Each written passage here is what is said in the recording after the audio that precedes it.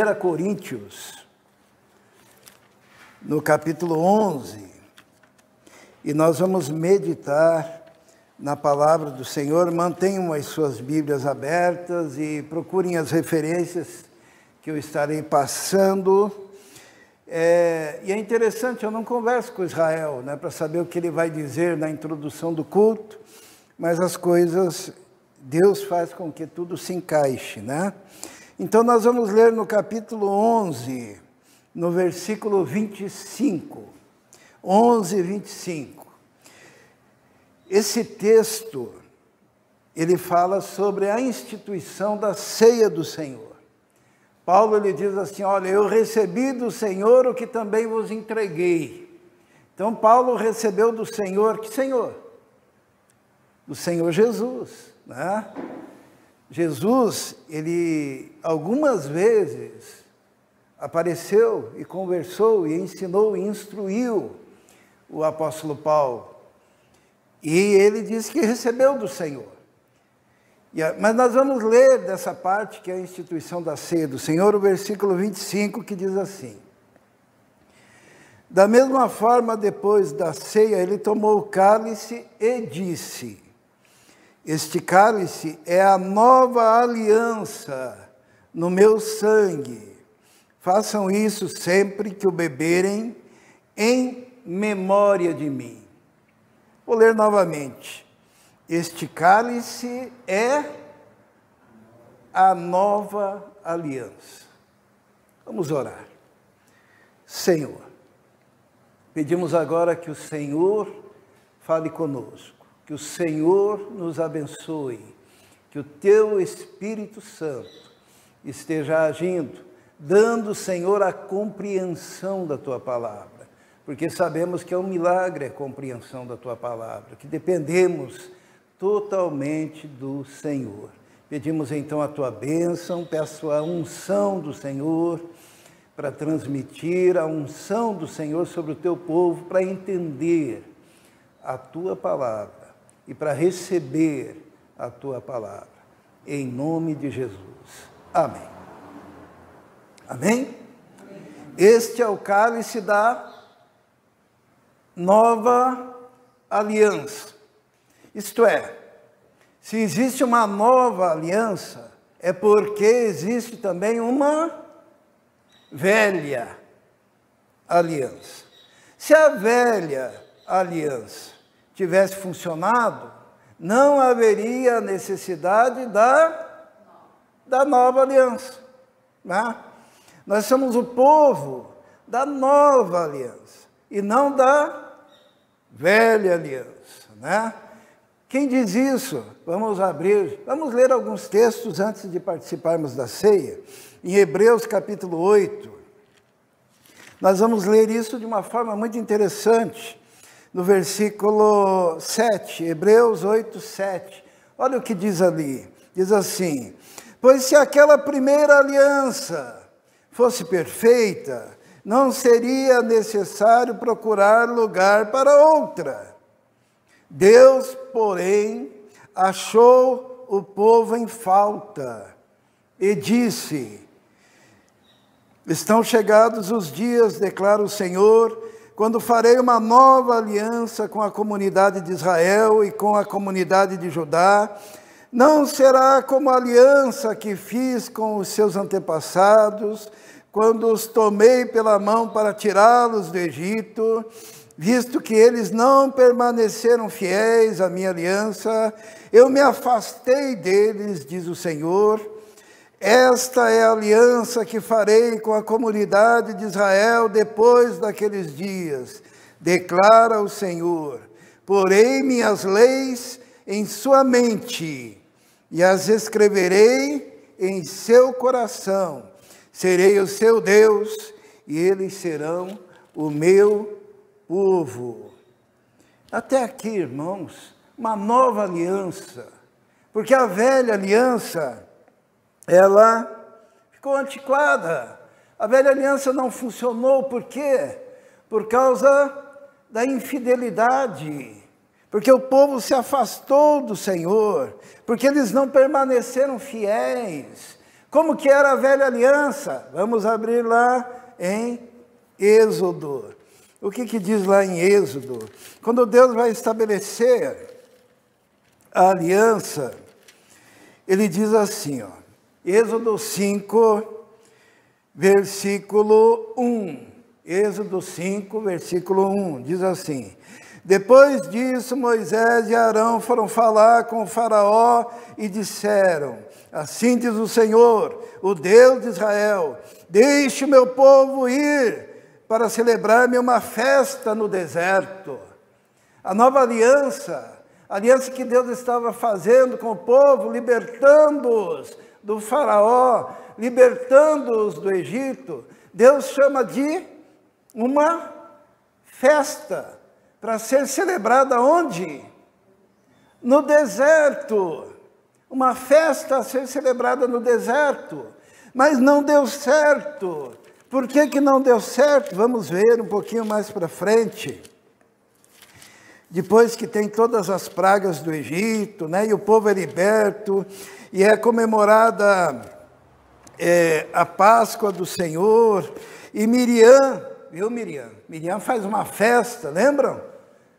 A festa no deserto começou com Miriam, capítulo 15, versículo 21. O que diz ali? Quando o povo sai do Egito e vai para o deserto, diz assim, 15, 21. E Miriam lhes respondia cantando: cantem ao Senhor, pois triunfou gloriosamente. Lançou ao mar o cavalo e o seu cavaleiro. No versículo 20 diz assim: então Miriam, a profetisa, a irmã de Arão, pegou um tamborim, e todas as mulheres a seguiram, tocando tamborins, dançando. E Miriam respondia cantando. Havia uma festa no deserto. Essa era a intenção de Deus, dando liberdade e libertação daquele povo escravo. E Miriam pega o tamborim, o pandeiro, né? E começa a dançar, e há um culto em adoração ao Senhor.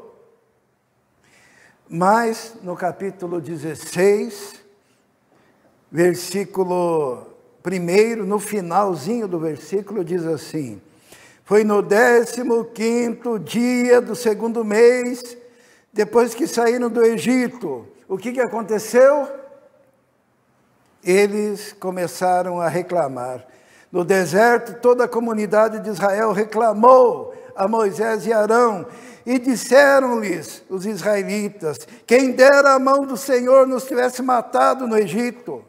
Lá nós sentávamos ao redor das panelas de carne, comíamos pão à vontade, mas vocês nos trouxeram a esse deserto para fazer morrer de fome toda essa multidão. E o que Deus responde? No versículo 4, ele diz assim: disse, porém, o Senhor a Moisés: eu lhes farei chover pão do céu, e o povo sairá e recolherá diariamente a porção necessária para aquele dia. Tudo começou assim, festa de Miriam, libertação, nova aliança, mas o povo entra no deserto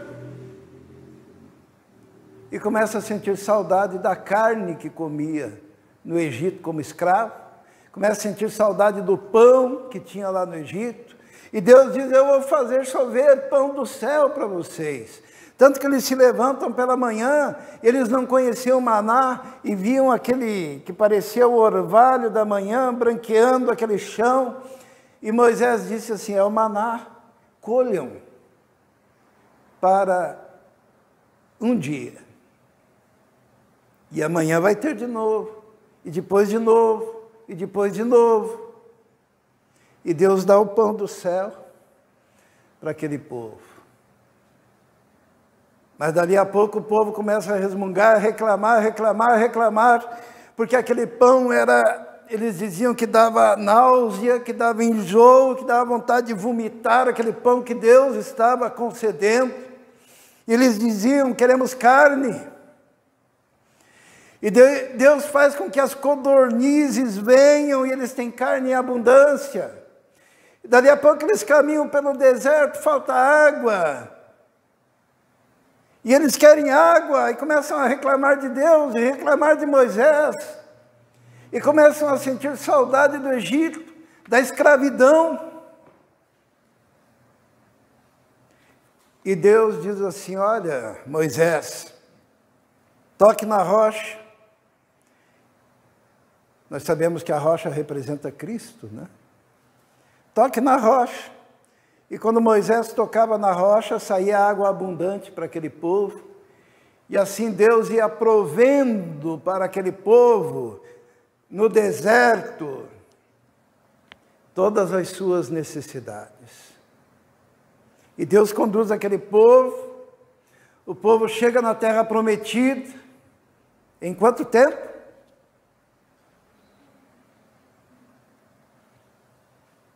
2 anos. Podiam ter chegado antes. Mas sabe por que demora um pouquinho? Sabe por quê? Porque era um povo escravo que precisava aprender, né? Como é que aquele povo escravo ia se tornar uma grande nação? Deus estava ensinando o quê? Estava dizendo assim: olha, vocês precisam ser disciplinados, o maná é pela manhã.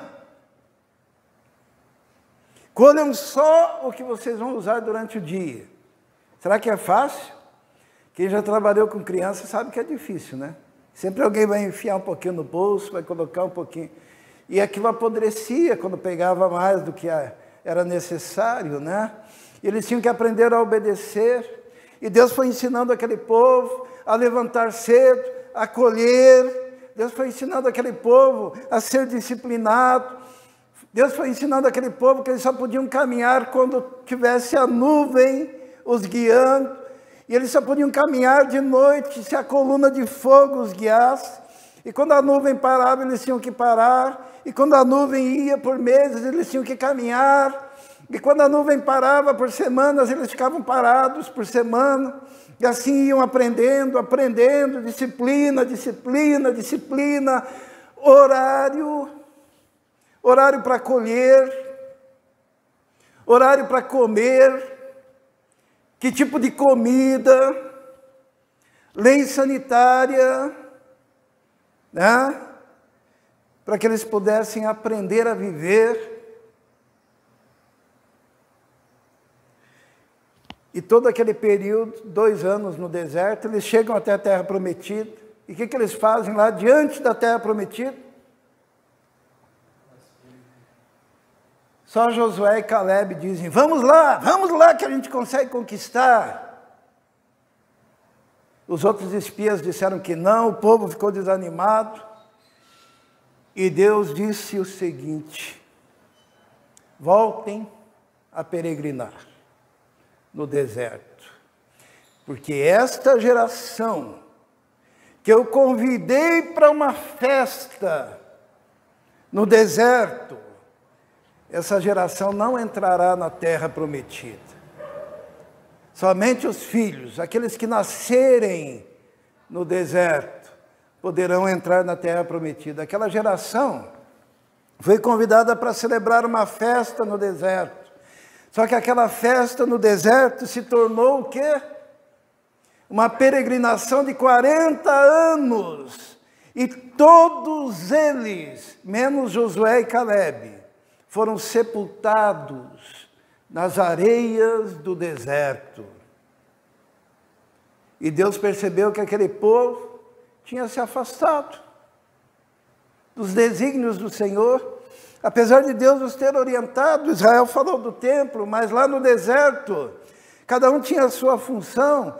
E tinham aqueles que carregavam as barracas, e tinham aqueles que carregavam o tabernáculo, onde eles adoravam, em partes. E quando eles paravam, eles tinham que montar aquele templo, aquele tabernáculo, para adorar a Deus. E quando a nuvem começava a andar, eles tinham que desmontar aquele tabernáculo e seguir. E não era qualquer um que poderia fazer, tinha as pessoas designadas para fazer cada parte. Estavam sendo formados, modulados, para ser um povo.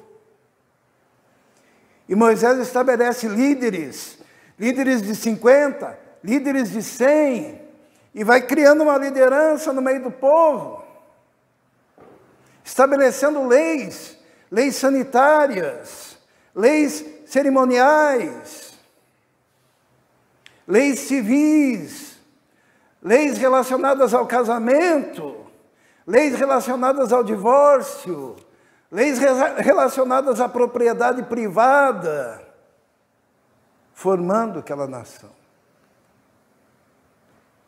Só que apesar deles passarem todo esse tempo vendo Deus agindo de forma tão direta, o que aconteceu? Vamos lá em Hebreus de novo, aonde diz assim: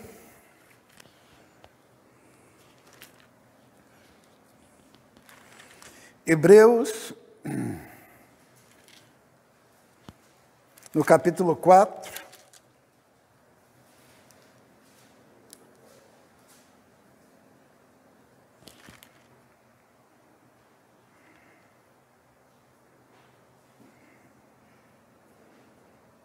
ou melhor, no capítulo 3,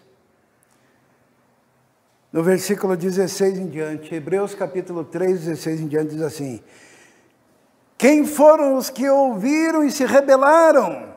Não foram todos os que Moisés tirou do Egito? Contra quem Deus esteve irado durante 40 anos? Não foi contra aqueles que pecaram, cujos corpos caíram no deserto?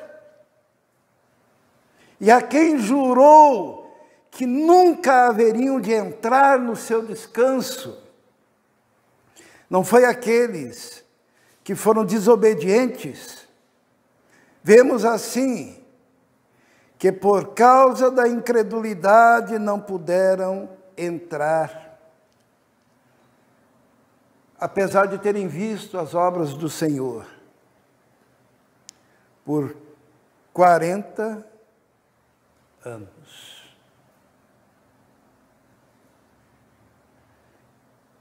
Não deu certo. Apesar da fidelidade de Moisés, não deu certo. E no coração de Deus veio então a intenção de estabelecer o quê? Uma nova aliança. Por isso que nós temos a ceia do Senhor. É a nova aliança que é profetizada no Antigo Testamento. Vamos ler lá em Ezequiel, no capítulo 36. Ezequiel, capítulo 36. É profetizado, porque Deus havia percebido que todas aquelas leis, que todos aqueles preceitos eram externos, eram leis que estavam fora do coração do povo. E no capítulo 36, versículo 26, de Ezequiel tem uma promessa, e essa promessa está aqui, ó: darei a vocês um coração novo, porém um espírito novo em vocês, tirarei de vocês o coração de pedra, e lhes darei um coração de carne, porém o meu espírito em vocês, e os levarei a agirem segundo os meus decretos, e a obedecerem fielmente as minhas leis. Deus disse: não tem jeito, eu vou ter que fazer diferente. Agora a lei não é mais do lado de fora, em pedra, agora a lei é dentro do coração.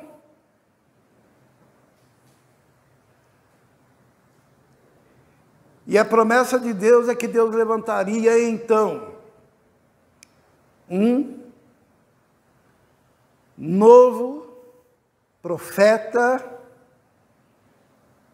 semelhante a Moisés, só que muito superior a Moisés. Quem é? Jesus. Quais são as funções de Jesus? Jesus é profeta, sacerdote e rei. Por quê? Os irmãos sabiam que no Antigo Testamento os únicos que eram cheios do Espírito Santo, ungidos com o Espírito Santo, quem eram? Os profetas, os sacerdotes e os reis. Por isso que a Bíblia diz que Jesus tem o Espírito, ele não o tem por medida, ele não o distribui por medida, porque ele é um com o Espírito Santo, como pessoa da Trindade. No Antigo Testamento, o indivíduo queria saber a vontade de Deus, o que ele fazia? Ele buscava um profeta, porque o profeta era cheio do Espírito Santo, e ele consultava o profeta. Ele ia lá para o sacerdote, consultava o sacerdote. O rei era ungido e cheio do Espírito, para poder ser o líder da nação. Mas lá não deu certo, e Deus resolveu fazer o quê? Derramar do seu Espírito sobre toda a carne, sobre toda a igreja. E esta é a nova aliança. A nova aliança não se fundamenta em legalismos. A nova aliança não se fundamenta em rituais. A nova aliança não se fundamenta num tabernáculo construído por mãos humanas. A nova aliança é um milagre que se opera no coração da pessoa e faz dela um templo, um tabernáculo, que pode ser cheio e transbordante do Espírito Santo.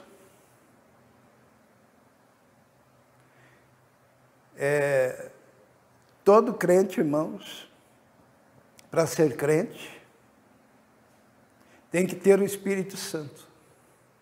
Sem o Espírito Santo, você é só um legalista. Você é um religioso. Você pode ser até uma pessoa boa. Mas se você não tem o selo do Espírito Santo, que acontece no momento da conversão, você não é de Deus. Vamos ver isso? Romanos, no capítulo 8. E aqui você começa a entender se você faz parte da igreja ou não. Se você faz parte da nova aliança ou não. O que diz no capítulo 8 de Romanos? Diz assim, no versículo 9.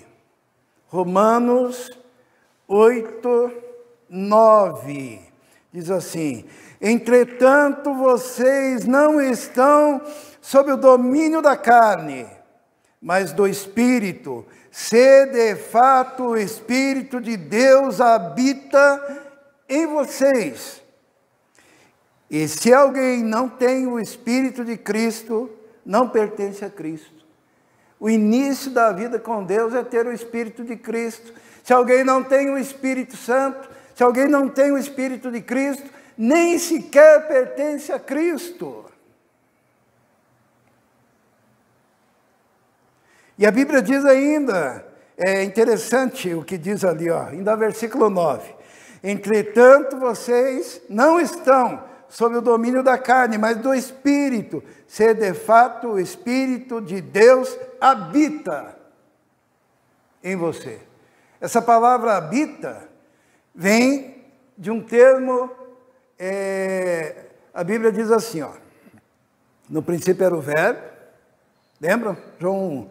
O verbo estava com Deus, o verbo era Deus. Ele estava no princípio com Deus e todas as coisas foram feitas por ele, e sem ele nada do que foi feito se fez. Nele estava a vida, e a vida era a luz dos homens. Daí fala assim que Cristo fez o quê?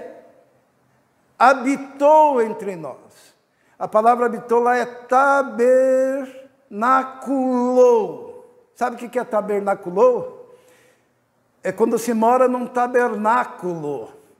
Jesus tabernaculou entre nós. E aqui, em Romanos 8, quando diz assim, se de fato o Espírito de Deus habita, se Ele tabernacula, se Ele mora, se fez de vocês o tabernáculo.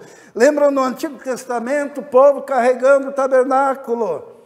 O povo carregando aquela tenda enorme para cultuar a Deus, tenda cheia de divisões, sendo que lá na frente era o Santo dos Santos, e lá estava o Espírito, e lá estava a presença de Deus, e lá estava o Shekinah de Deus.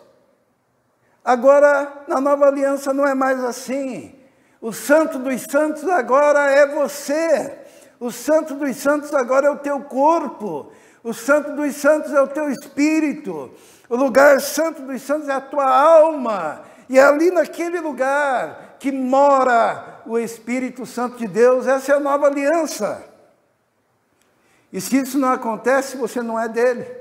Porque quem não tem o Espírito Santo de Deus morando, tabernaculando dentro de si, não pertence a Cristo.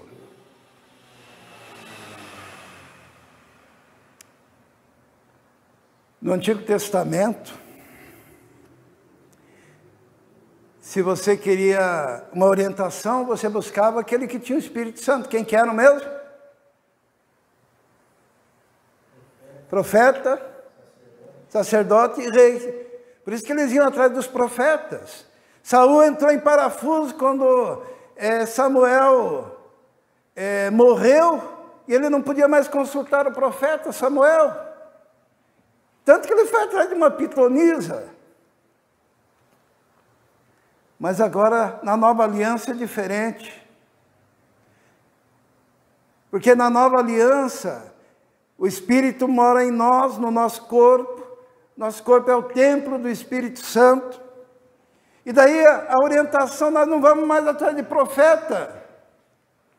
No Novo Testamento, o profeta não serve para a gente ir atrás dele, para pedir orientação, para pedir direção, para que ele nos guie. Por quê? Porque agora o Espírito Santo já está em cada um dos crentes. E no versículo 14 fala isso. Vamos ler. Diz assim, ó, Romanos 8,14. Porque todos os que são guiados pelo Espírito de Deus são filhos de Deus. Você não é mais guiado. Você não é guiado por pastor. Eu sou pastor, sabia? Mas eu não sou o guia de vocês. Eu posso dar conselhos, tá? Posso dar conselhos. Mas quem guia, quem que é? É o Espírito Santo.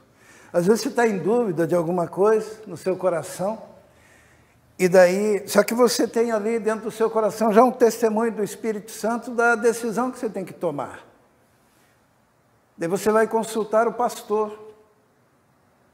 Sabe o que o pastor faz? Ele ora com você, e muitas vezes ele só confirma, com palavras e com as Escrituras, aquilo que já Deus está testemunhando dentro do teu coração. Nós vivemos na nova aliança, irmãos. É a aliança da liberdade. É a aliança em que o Espírito mora em nós. É a aliança em que o Espírito Santo nos guia. E será que é mais fácil ou mais difícil? Tem gente que não gosta. Por quê? Tem gente que tem coração de escravo. Né?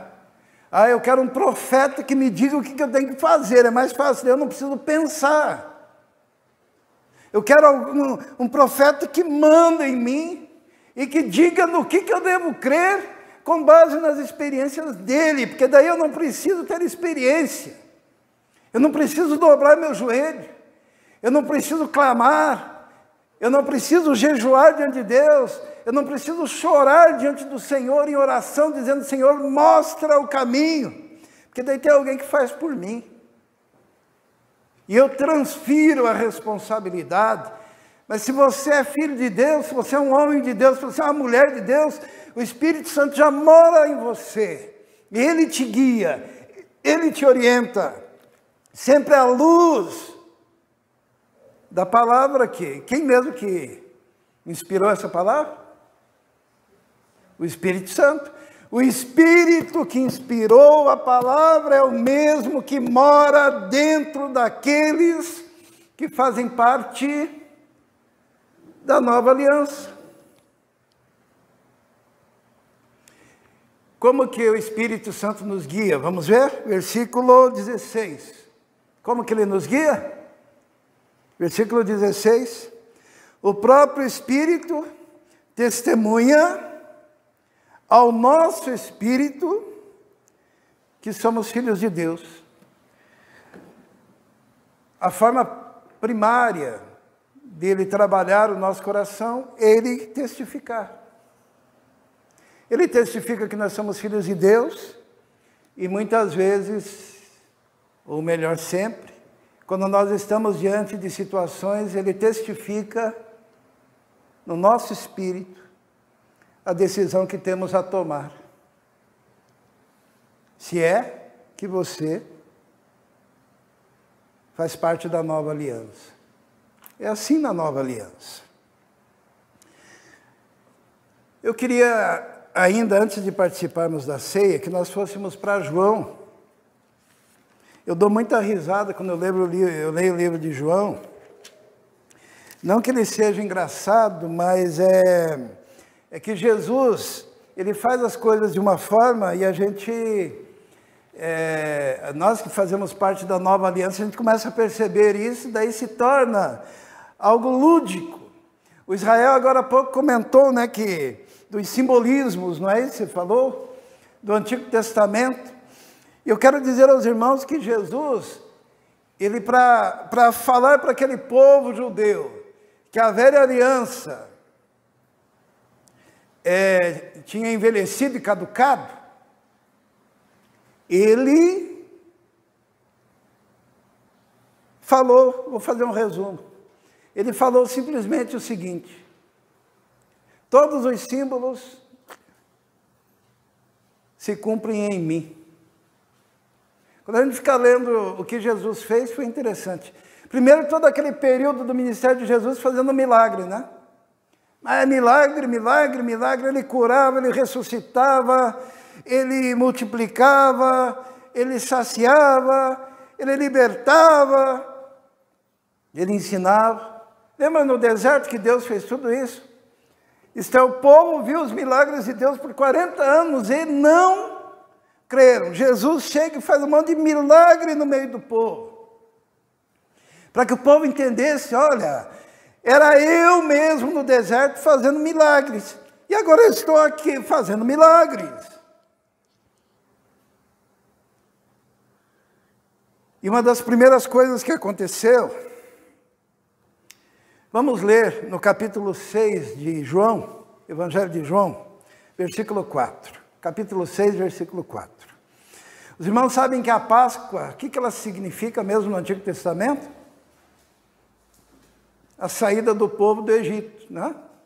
Onde o cordeiro é imolado, daí o povo sai da escravidão. E aqui no versículo 4 diz assim, capítulo 6 de João: estava próxima a festa judaica da Páscoa. Os irmãos entendem? Os judeus estavam em Jerusalém comemorando a Páscoa. Páscoa para judeu é a libertação da escravidão do Egito. Quando eles foram libertos do Egito, qual foi o primeiro milagre ali, depois da festa que Miriam fez no deserto? Qual foi? O maná. E o que Jesus faz? Por isso que eu acho engraçado, porque parece que ele está assim, ó. Vocês não entendem, né? Mas eu vou desenhar. E Jesus faz o quê? Diz assim, no versículo 5, depois que fala da Páscoa: levantando os olhos e vendo uma grande multidão, lembra o deserto com a grande multidão? Faça um paralelo. Que se aproximava, Jesus disse a Filipe: onde compraremos pão para esse povo comer? E daí o que Jesus faz? Ele multiplica os pães. ele multiplica o pão. Ele queria dizer assim para o povo: olha, povo, lembra no deserto que Deus deu pão? Eu estou multiplicando o pão para que vocês olhem para mim. Eu sou o doador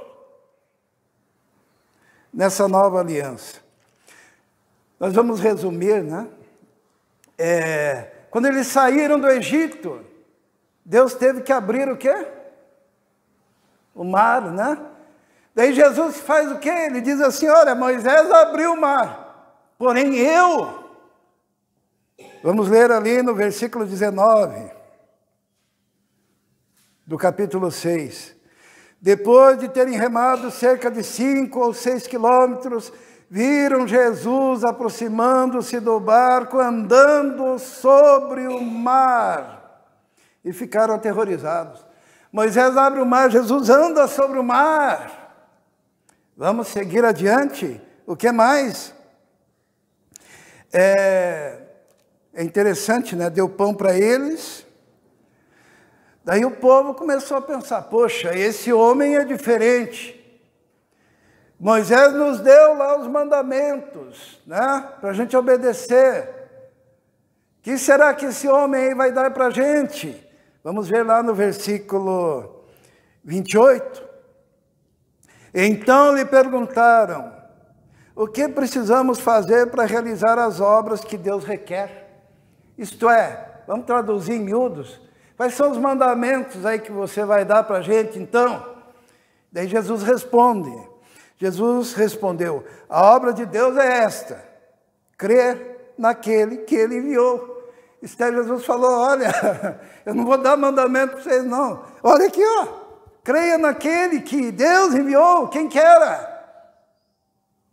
Jesus. Creiam em mim. Toda obra de Deus é fazer o quê? É crer em Jesus. Porque não adianta você fazer tudo e não crer em Jesus como único, todo suficiente Salvador. Daí eles começaram a dizer lá no versículo 31, vamos ler o 31, os nossos antepassados comeram maná no deserto, como está escrito, ele lhes deu a comer pão do céu. Falaram para Jesus isso. E Jesus, no versículo 32, ele diz: declarou-lhes Jesus, digo-lhes a verdade, não foi Moisés quem lhes deu o pão do céu, mas é meu Pai quem lhes dá o verdadeiro pão do céu. Pois o pão de Deus é aquele que desceu do céu e dá vida ao mundo. Disseram-lhe eles: dá-nos sempre desse pão. Então Jesus declarou: eu sou o pão da vida. Jesus está dizendo, aquele maná era um símbolo, o verdadeiro pão está aqui, ó. A lei está aqui, é crer em mim. Para fazer as obras de Deus é crer em mim. E Jesus diz assim, e não foi Moisés que deu pão para vocês no deserto, mas o meu Pai agora está dando o verdadeiro pão. E daí ele se declara: eu sou o pão. Irmãos, estão vendo a correlação, né? Eu sou. No versículo 41, olha o que diz. Com isso, os judeus começaram a criticar Jesus, porque dissera: eu sou o pão que desceu do céu. E diziam: este não é Jesus, filho de José? Não conhecemos seu pai, sua mãe? Como que ele diz que desceu do céu? E Jesus, ele responde, né? Ninguém viu o Pai. É versículo 46, vamos ver? Ninguém viu o Pai, a não ser aquele que vem de Deus. Somente ele viu o Pai. Ele está dizendo assim, ó, ninguém viu o Pai. Os irmãos se lembram lá, Moisés? Qual foi o pedido de Moisés para Deus? Lembra? Deixa eu ver a sua face, Senhor. Daí Deus diz, não, ninguém pode ver e sobreviver. Mas eu passarei e você vai ver uma sombra. E essa sombra, Moisés viu através lá de uma de uma gruta, né? Ele olha pela fenda e vê a sombra. E Jesus, ele fala, olha, ninguém conseguiu ver o Pai, mas olha, o Filho aqui contempla a face do Pai. Ele é o único que vê o Pai. Ele é superior a Moisés. No versículo 48 ele diz assim, eu sou o pão da vida, os seus antepassados comeram maná no deserto, mas morreram.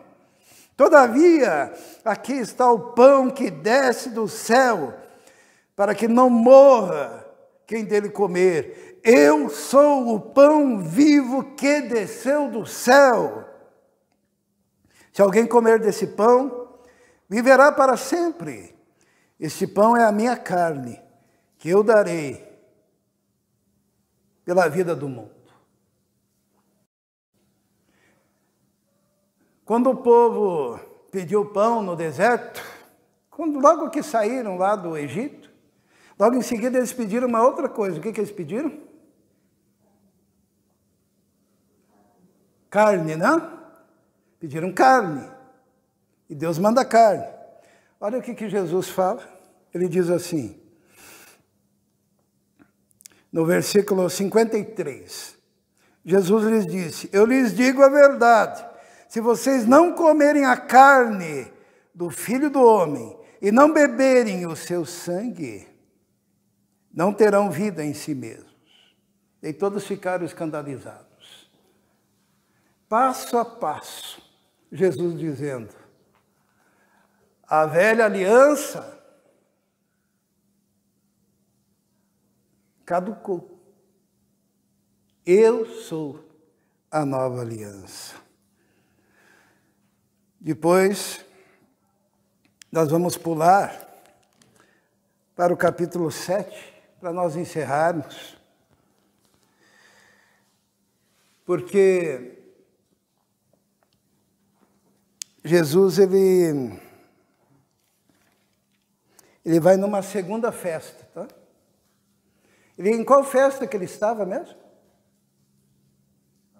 Páscoa, né? Então vamos ver, ele vai para uma segunda festa agora, 7, versículo 2. O que diz ali? Mas ao se aproximar a festa judaica das cabanas. Jesus vai para essa festa das cabanas. Os irmãos disseram, vai. Jesus disse, eu vou depois e tal, aquele negócio. E ele vai para a festa. Sabe o que era a festa das cabanas? Era a festa dos tabernáculos, né? Então, era uma festa assim, onde todo o povo, lá em Jerusalém, levavam cabanas para lembrar do tempo que eles moravam em cabanas, no deserto, né? E Jesus vai naquela festa. E ali eles faziam todo o simbolismo, Israel falou sobre o simbolismo, né? Da festa das cabanas. E daí, num dado momento, no dia mais importante da festa, eles iam para a porta do templo de Jerusalém e muitos obreiros pegavam aqueles potes enormes de água e jogavam para tudo quanto é lado ali nas escadarias do templo para lembrar que Moisés, durante aquele período dos tabernáculos no deserto, ele havia batido na rocha e a água abundante jorrou para sustentar o povo. E é naquele momento que Jesus se utiliza desse discurso que está no versículo 37 do capítulo 7. Olha o que diz e olha que coisa linda. No último e mais importante dia da festa, era aquele dia onde a água seria jogada. Jesus levantou-se e disse em alta voz. Os irmãos conseguem visualizar isso?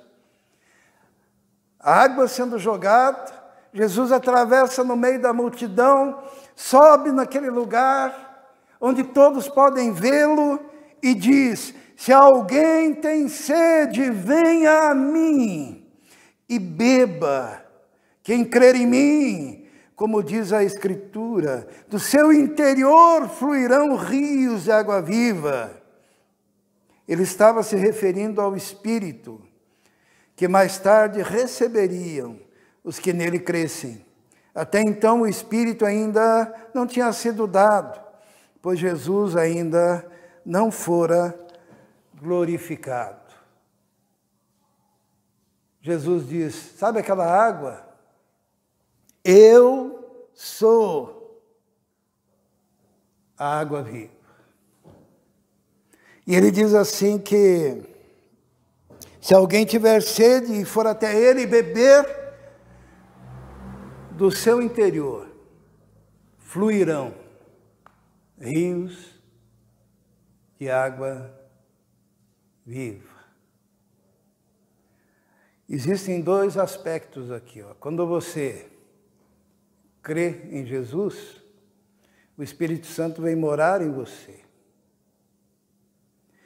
E quando você bebe da palavra de Deus, da oração, da comunhão, da santificação, Deus, Jesus, que não dá o Espírito por medida, Ele te enche de forma ao seu interior transbordar com o Espírito Santo e abençoar. O rio que se faz para a salvação, que ele fala para a mulher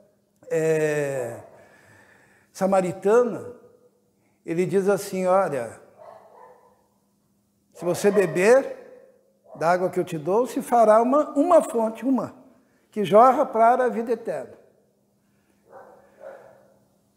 Salvação. Mas se você se permitir transbordar e se encher do Espírito, rios de água viva sairão de você para abençoar. A sua vida será diferente. Por isso que vem a tristeza muito grande no meu coração quando eu vejo pessoas que não vêm comer, não vêm beber do Senhor na casa de Deus. Quando Jesus fala isso, ele está se referindo, sabe ao quê? A nova aliança. Ou você faz parte da nova aliança, ou você é um escravo da velha aliança. E aqueles da velha aliança foram sepultados no deserto. E os que sobreviveram passaram todo o Antigo Testamento aguardando. O que eles aguardavam? Aquele Cordeiro da nova aliança. Um dia João Batista olhou para Jesus. João Batista tinha bastante discípulos e apontou, eis o Cordeiro de Deus, que tira o pecado do mundo. E ali era o início da nova aliança. Só existe dois caminhos, irmãos. Ou você faz parte da nova, ou você é o cadáver da velha.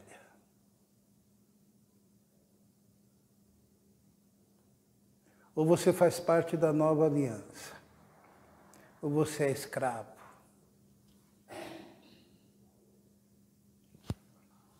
O povo queria tanto que Jesus trouxesse uma nova lei, que Jesus resolveu que lhes daria. Eles eram tão fissurados, né, nisso, que Jesus disse assim, vocês querem? Então vou dar, pronto, vou dar para vocês. Daí no capítulo 13, no versículo 34, ele faz isso. Ele diz assim, um novo mandamento lhes dou. Amem-se uns aos outros, como eu os amei. Vocês devem amar-se uns aos outros. Sabe por quê? Quem ama, cumpre a lei. Está escrito aí, quase em todos os livros do Novo Testamento. Porque assim, se você ama, você não vai querer a mulher do seu próximo. Não é isso? Você ama o seu próximo, você não vai querer a mulher do seu próximo. Não adulterarás, caiu por terra, né? Se você ama, você não vai cobiçar nada do outro. Se você ama, você não vai matar. Se você ama o seu próximo, você não vai roubar ele. Se você ama a Deus, você não vai querer ídolos. Daí,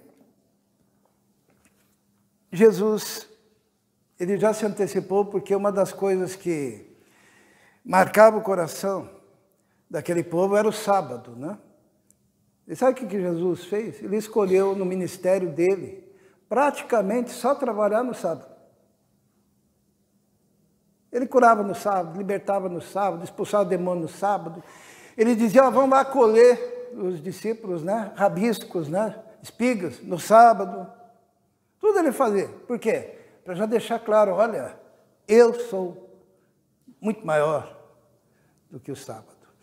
E quando questionaram Jesus a respeito disso, vamos voltar lá no capítulo 7.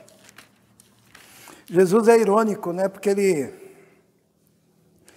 diz lá no 7,19, ele diz assim, 7,19, Moisés não lhes deu a lei, no entanto, nenhum de vocês lhe obedece.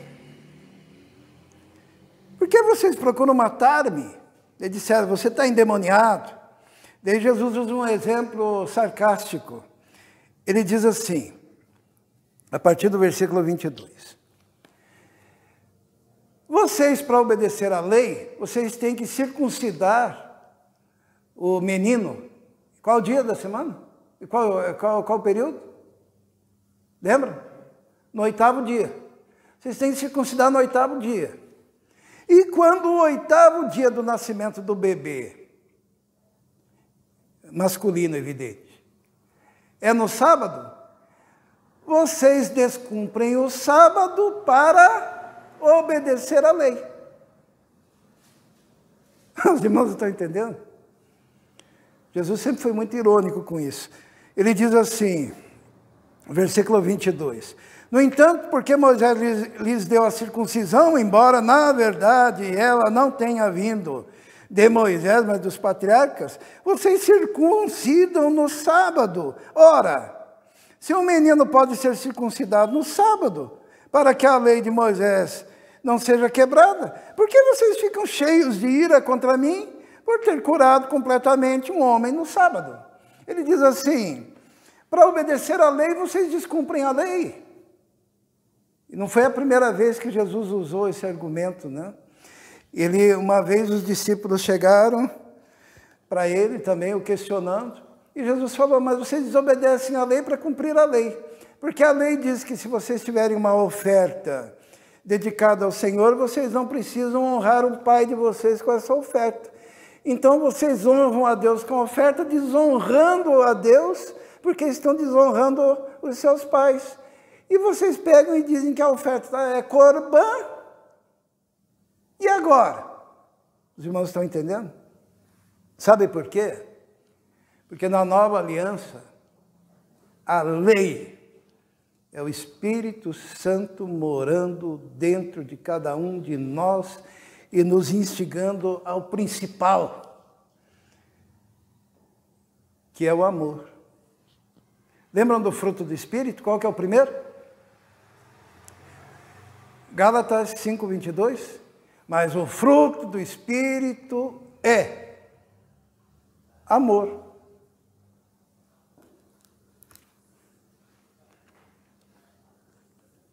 Será que eu estou enganado?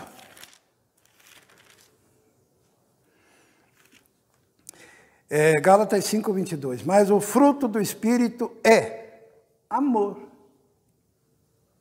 alegria, depois vem as outras. Porque quem tem o Espírito ama. Vamos orar.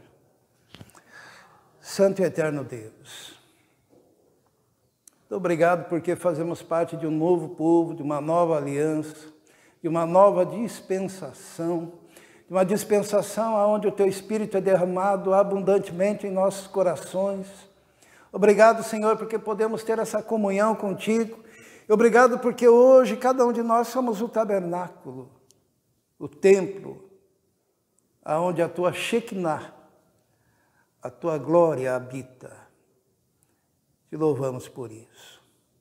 Obrigado pela nova aliança, que o teu Espírito desvendou aos nossos olhos, para que fizéssemos dela parte. Te louvamos, em nome de Jesus. Amém.